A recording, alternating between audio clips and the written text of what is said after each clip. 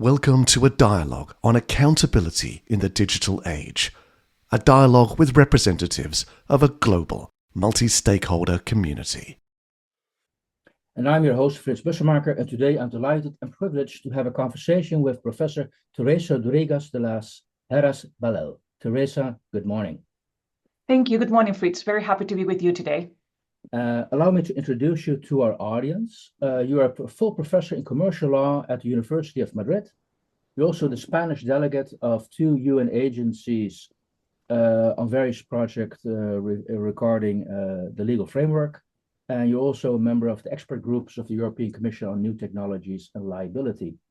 Not only Madrid, you're also involved in a number of other universities around the world, Turin, Austria, Oxford, Tulane. So a very strong and established background. Again, Teresa, welcome to the program. I want to start off with something which made me curious when I read the documentation you sent me in preparation of this interview, and that is about the whole concept of automated decision-making, because that is what has an impact on the legal framework. First of all, before we make assumptions, what is the definition of automated decision-making? What are we talking about? Thank you. It's a great question because it gives me the opportunity to provide the key elements that are really disrupting private law, thanks to due to the use of artificial intelligence.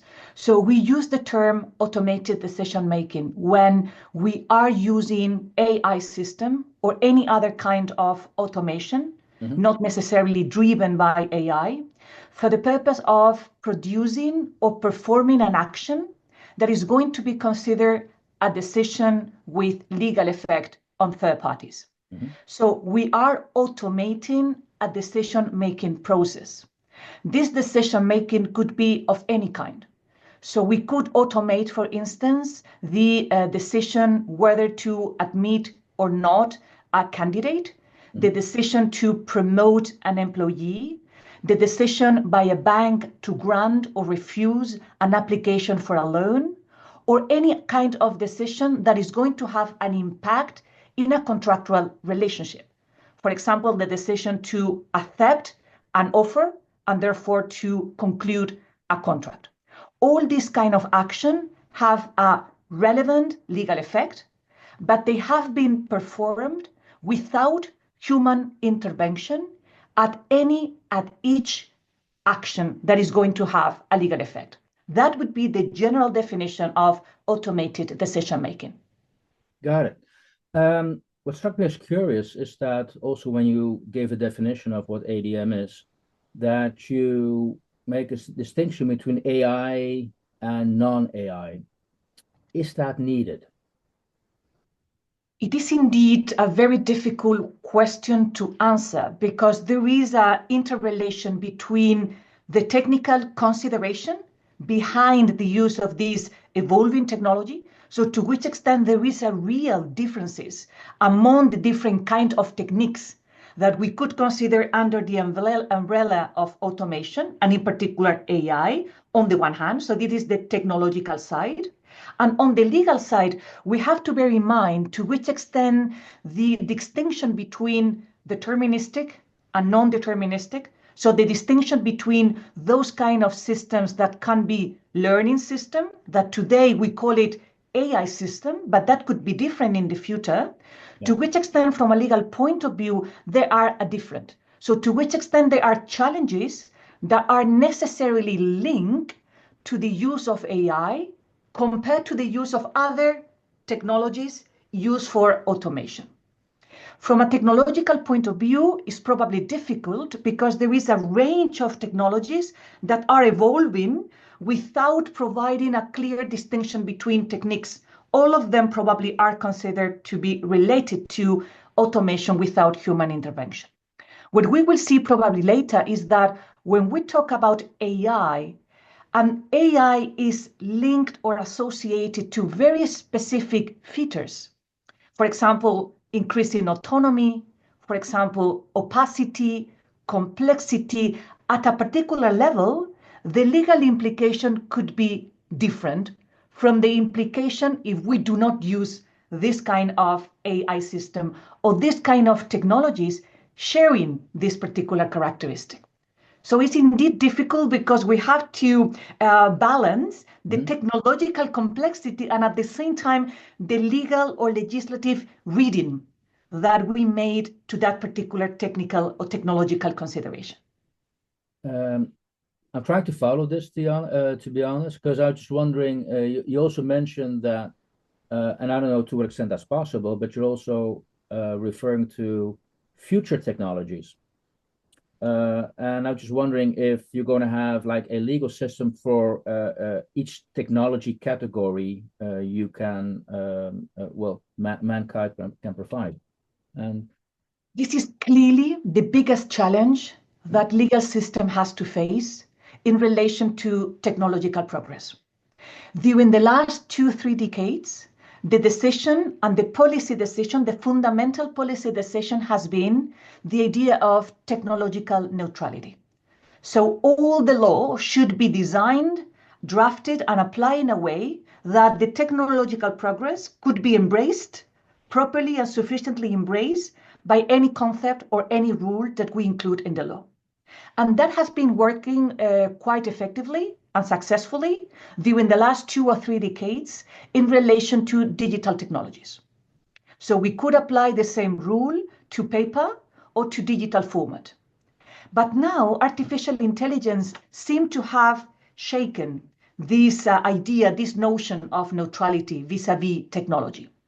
And why is that? Because we have understood AI as entailing impact on the legal conceptualization of many activities and situation and legal consequences so strong, so frontal, that is not sufficient to apply the technological neutrality approach. So in a way, we have perceived a kind of inflection point, something that changed dramatically, so dramatically as to require a specific approach. So a kind of AI specific approach. But of course, this is a challenge, and we have to bear in mind how we are going to handle this challenge in the future. Because as you said, AI is today a technology that we think that we have understood, and we have in a way captured by this AI specific regulatory approach. But what happened in the future? Have we managed to define AI in a way that is evolving, that is going to be open to new technologies? Otherwise, we might be in a situation that is very unfortunate and not very definitely it's quite undesired, because we could be providing different legal rules. That means different legal treatment to different technologies. And maybe that is not sufficiently justified.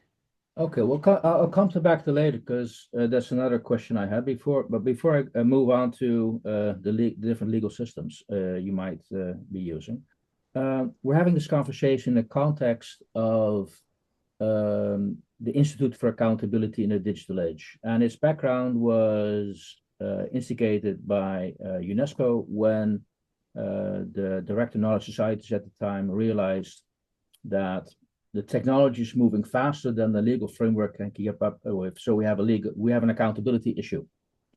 As a lawyer, as somebody from the legal profession, what's your feel? Can the legal framework keep up with technology? Is that gap growing? And also want to relate it to remark you made earlier, where you said, okay, there's an inflection point, and that almost sounds like, okay, there's a moment in time where we can point to, say, look, that's when the world changed. Historically, we have always considered that the law should first observe the reality, understand the risk that this reality involved, and only then intervene where necessary. That was the historical understanding of the role of law in any kind of field. However, I have to say that during the last decades, in particular, really after the pandemic, so in the last 4-5 years, we have realized that the law, so regulators and policymakers, have decided to a certain extent, anticipate the potential future implication of technology. So in this regard, I see that this gap is indeed narrowing, significantly. And this is clearly not without consequences, of course, because the law needs to understand first how the reality, in this case, the technological phenomenon of AI works, and only then decide whether an intervention is necessary and to which extent and in which condition. Okay. If you intervene very early in the market or in the society, of course, you could, in a way, distort how AI could, for example, provide benefits or achieve certain positive goals for humanity. So in a way, the decision of the law or the legislator, the policymakers, to intervene or not is absolutely fundamental in order to mitigate the risk, but at the same time, not to stifle the possible benefits and positive promises of particular AI. Okay. By the way, the fact you were positive about the fact that the gap is narrowing, which is, I think, very good news for society, because there have been concerns with people that gap is only widening with all the consequences. And also, I just want to make sure that I understand you correct. I don't know if the COVID period, the pandemic, was a coincidence or not, but it almost sounded like that is the turning point. Is that maybe then when we realized as a world, okay, this technology is changing our lives, we have to do something about that? Could we look back? Do you think, or is it too early to tell, that is the inflection point? I see could be definitely a coincidence, but I don't think so, because the pandemic period entailed a total transformation of our way of living, in a way. And technology played a fundamental role to keep our society and our economy working in pace. And technology proved them that was, on the one hand, essential, but on the other hand, pervading all the society, and therefore as well showing potential risk. So I think that pandemic was an inflection point, because was the way we get aware that technology was absolutely crucial in the social and economic model that we want to build up in the future. It's not purely an instrument, it's more than that, it's how we shape our society. And when you talk about our society, the way we view our position to provide a law, do you want to argue that that's a universal perspective, or do you also see, regional cultural changes or differences in how to approach the law? It's very clear that there are different cultural approaches to how technology can impact on the society, and therefore what kind of society we want to shaped by technology. So there are clearly different cultural approaches. However, I absolutely in favor and advocate strongly for a universal approach. I cannot understand this world anymore with domestic or regional approaches. Of course, I'm not naive. I perfectly understand and realize and appreciate that there are differences that are absolutely embedded in our societies and depend very much of cultural, political, ideological, and many other considerations. But I cannot imagine an approach to AI in particular, or to any other kind of digital technology today, that is not based at least on a universal consensus. Okay, I'm being devil advocate here. That's your, I would say, assumption, your point of view. Do you see people you interact with have a different point of view? So is your belief for the need for your universal perspective, is that also universal? Certainly is quite common in certain circles, I can say that. Those who are working for this idea of the international legal harmonization, the idea that there are international organizations that can lead and drive this uniform law for at least international trade. Yeah. But as you said, is not totally universal. Yeah. And why not? Because AI, as many other technologies throughout history, they also play a fundamental geopolitical role. And once we appreciate that geopolitical role, we realize that technology becomes power as well. And because becomes power, there is a power game. So how you regulate AI, how you promote or how you limit the AI use to a certain extent is going to determine how a particular region is going to play the power position in the world. And that, in my opinion, explain those positions that either because they are very pragmatic or because they consider that technology should be part of this power game in the geopolitical scene, that say, okay, that is the reason why we cannot conceive, we should not think about a universal approach, because AI is part of the power tools that any region can play and can handle in the global scene. Now, good. I'll leave that for Riz for a moment, because there's a number of other topics I definitely want to discuss with you. But first of all, who are the key players, and who would you consider to be the governing body on an international level to ensure that we have and as much as possible a universal approach to this technology? That is a fantastic question, because that leads us first to understand how AI can be regulated. So what are the different regulatory approaches? And depending on the regulatory approach, we're going to have different leading actors. So essentially, we have 4 different approaches. The first one is the industry self-governance.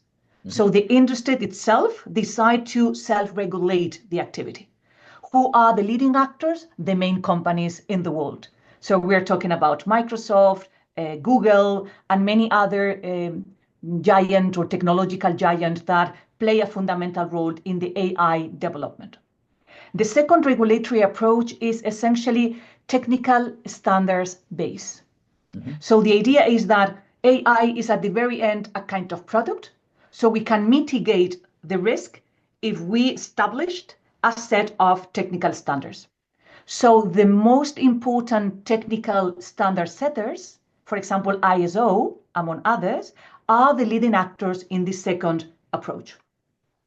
The third approach is soft law, essentially promoting and adopting ethical principle, voluntary principle, guiding principle that are not mandatory. They are not binding, but they are in a way crystallizing a consensus of what is good practices, essentially good practices in the AI landscape.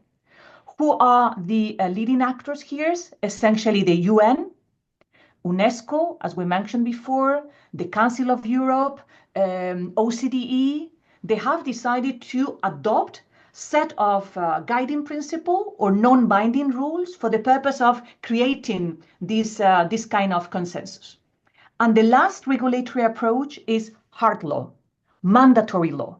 When international organization, the Council of Europe, has adopted the Framework Convention on AI in relation to human rights, democracy, and the rule of law. So a leading actor is clearly the Council of Europe. United Nations, when has decided to adopt, in particular, the model law on automated contracting, is a model law, is not binding, but is clearly a hard law approach. So the model law can be transposed by the state and therefore become law at a domestic level. But probably here, the pioneering and the most important leading actor in the hard law approach has been and is the European Union. The European Union has decided to regulate AI, the first in the world, with the most ambitious and comprehensive approach, the European Regulation on AI, the AI Act. So in this regard, the European Union has become the most important leading actor in order to promote this kind of regulatory approach. Now, okay, so true. We have the European AI Act, and if I then look where most organizations are based, for now, let's United States. When I talk to people in the States on this topic, they're very much a proponent of industry-led legislation. So of the four systems you just mentioned, there's also going to be, I don't know if I could qualify it like that or describe it like that, a battle between systems. How are we going to approach this? So of those four, is it going to be a mix? Is somebody going to win? And I have another question for you, which I'll park for the moment. But first of all, of those systems, how are we going to approach that given the different regions and different preferences? That is a fascinating question, because initially we could consider that there is a battle of models.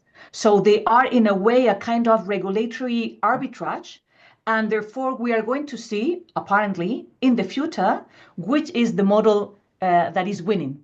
Yeah. And therefore we could say, okay, definitely in this region, we have higher levels of competitiveness or innovation thanks to a very particular approach. That is probably the most evident analysis of the situation. But I don't believe in that.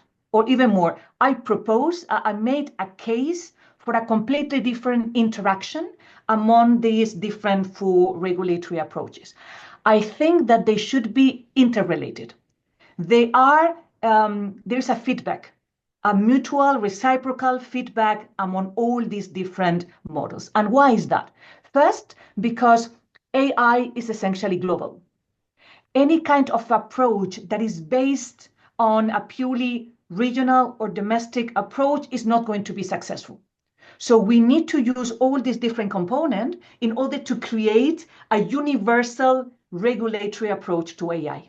In this regard, I see in particular technical standards contributing to specify what hard law provision states. I see soft law complementing hard law to the extent that it is difficult at the moment to reach consensus of a very particular issue. I see industry self-governance as a way to provide practicalities, to help in the implementation of the hard law. But there's not a real competition. I don't see a real competition anymore, to the extent that even in the United States, a big company who decide to expand the business in Europe is going to take into account the European Union AI Act. And that means that it's permeating even beyond the frontiers, the border of the European Union. Yeah, you see the same with GDPR as an example. Exactly, great example, yes. Okay, yes. Got that. Okay, one of the things I want to come back now, which I parked, and then I want to move on to the liability discussion. But now, so far you've described four models, all how you can approach it from a legal and regulatory perspective, hard, soft, whatever.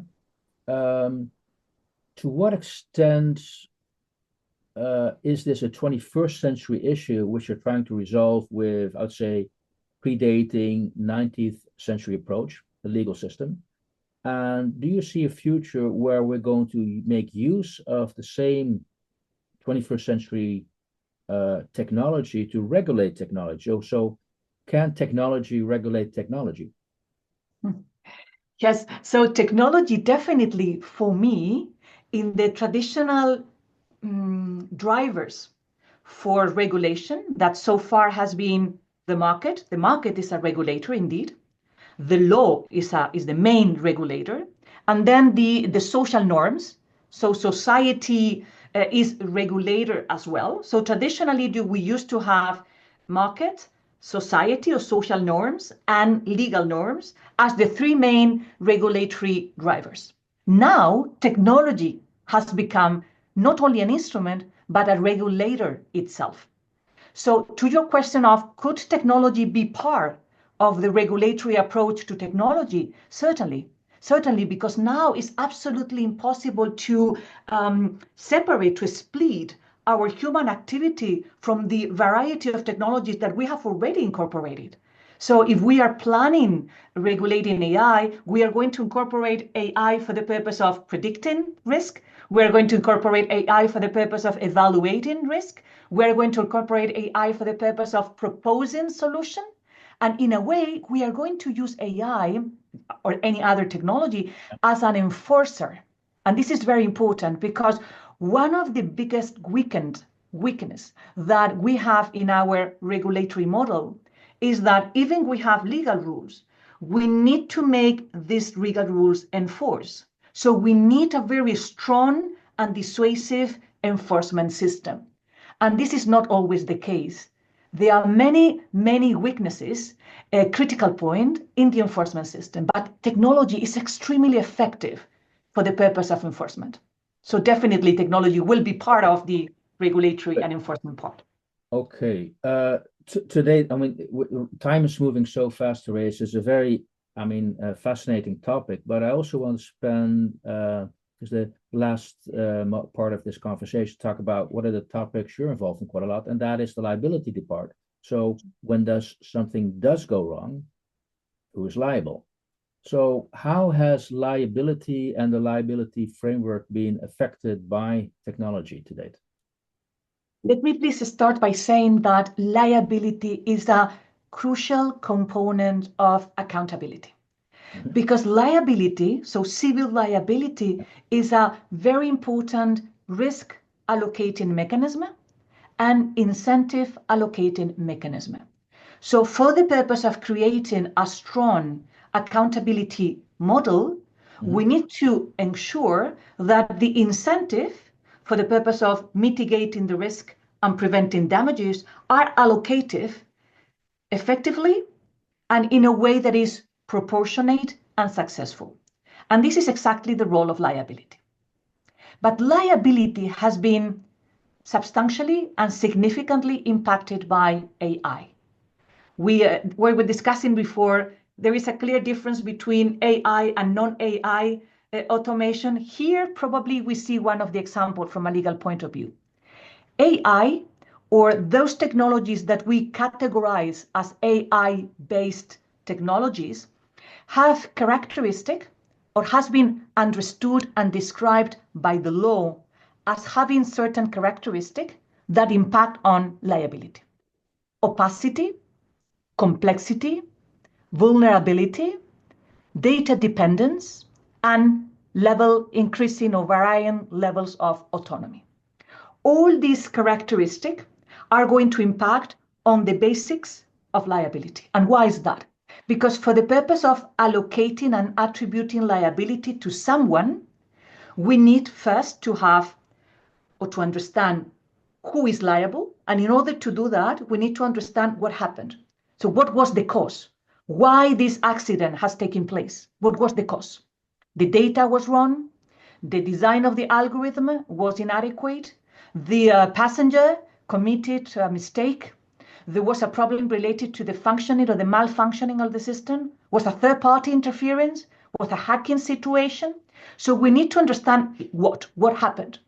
And then we need to connect that what happened, that cause, with the damage. Is what we call the causation link.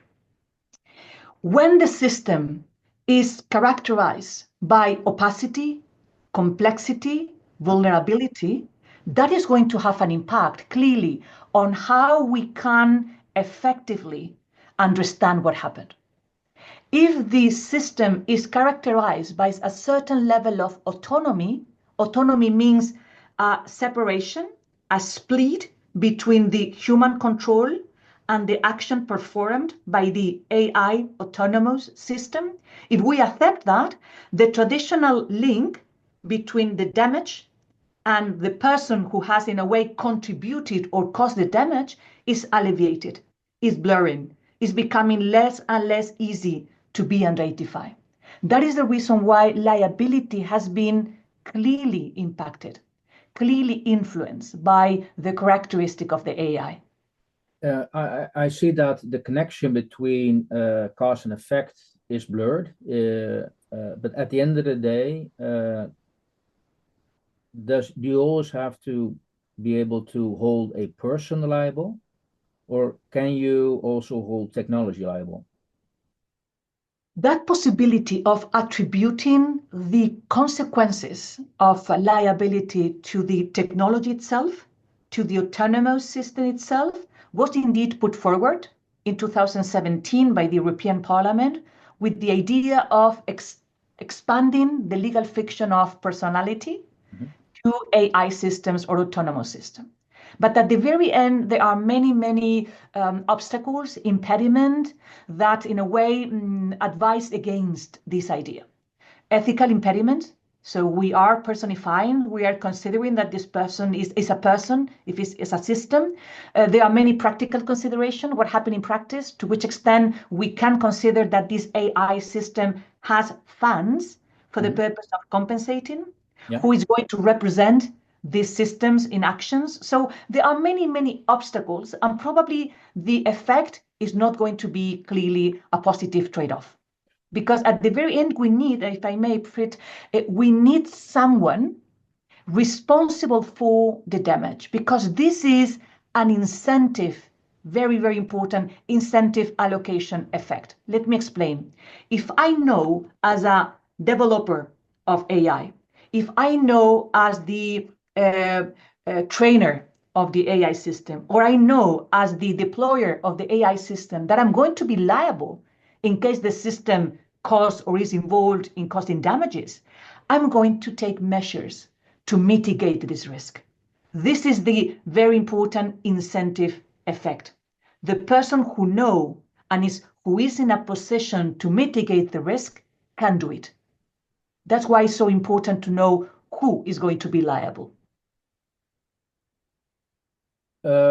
Question here, because no, first of all, is this a universal perspective or a more European perspective that you always need a person? Because what I'm thinking of is that there are cases in other parts of the world where an AI engine is granted citizenship, Saudi Arabia, where an AI engine has the possibility to own a patent, case in South Africa. Not something which is done in Europe, but in other parts of the world, we take a different approach. So what's your take on that? The liability law in general is probably not as harmonized as others. So we could see, in my opinion, higher level of harmonization at a global level in, for example, contract law compared to liability. And why is that? Probably because liability play a very important role in our understanding of how risk should be managed. So that is the reason why there are different policy options. And exactly you are describing different policies that we can see in the world for the purpose of achieving the goal. And the goal is essentially twofold: mitigating the risk, and when the risk, however, has been materialized and damages have been caused, to compensate those damages in an effective way. So essentially it's preventing and compensating. But the balance between preventing and compensating can be approached from different perspectives. And this is completely true. For example, we see many jurisdictions that have decided to opt for risk-based liability, what we call objective liability. So anytime that you use or you carry out a particular activity that is considered by the law a risk activity, a risky activity, you are liable for any damages, no matter if you are in a fault situation or non-fault situation. In many jurisdictions, this has been the decision for particular the use of AI. Compared to Europe, that has decided, however, to give prevalence of what we call the default model. And the default model, the model that apply always as default, is a fault-based model. So here you can see that there is clearly a disparity between those regions that opt for fault-based compared to those who opt for risk-based. And as you said as well, this idea of extending the fiction of legal personality to AI system is not based on a general consensus. Because of course there are different ways to approach not only at the ethical consideration that could be different, but also from a practical point of view, there are different ways to approach the allocation of risk. And one possibility that Europe has decided not to take, but other countries or region has decided to, is precisely to allocate the risk to the AI system and then see what that means in practical terms. Wow, lots to consider.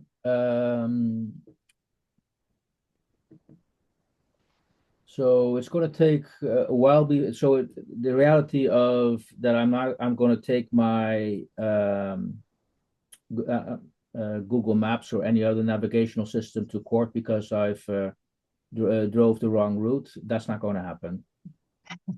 Exactly. So you will always need to identify who was the responsible person behind, Yes. who was the closest or the most with most influence on the final impact. That could be the developer, could be the operator, could be the trainer, could be the one in charge of the fine tuning. You have to find who, and this who is not, at least not yet, the AI system itself. Yeah. Okay. So my final conclusion based on this conversation and all the material you've given me, at the end of the day, the technology is making our life much, much easier, but also more complex to identify who is responsible or not. But at the end of the day, could I argue not that much has changed? We still, at the end of the day, when something goes wrong, we're still going to find who's the person liable for the damage caused. It's just that the route to get there has become a little bit more difficult, maybe. Yes, indeed. So I think that we are clearly increasing the complexity of our society. Technology is one of the components of this increasing level of complexity, for sure.